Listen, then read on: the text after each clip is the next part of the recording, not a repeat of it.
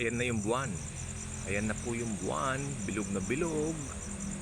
So, nakunan ko naman maski maulap.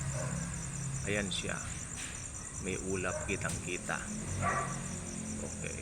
Yun po ay ano. Ano po bang tawag dito? Malaki raw yung buwan ngayon. Kaya tamang-tama kinunan ko na. Siguro mamayang gabi mas lalaki pa siya. Ano po. So ayan. Shinare ko lang po sa inyo itong video. Ayan. Full moon na full moon po no. May ulap po sa paligid pero at least nakunan ko po siya. Yan ang buwan natin ngayon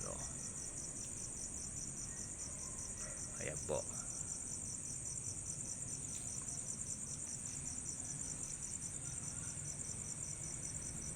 Okay.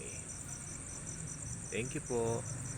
Salamat. Jesus truly loves us.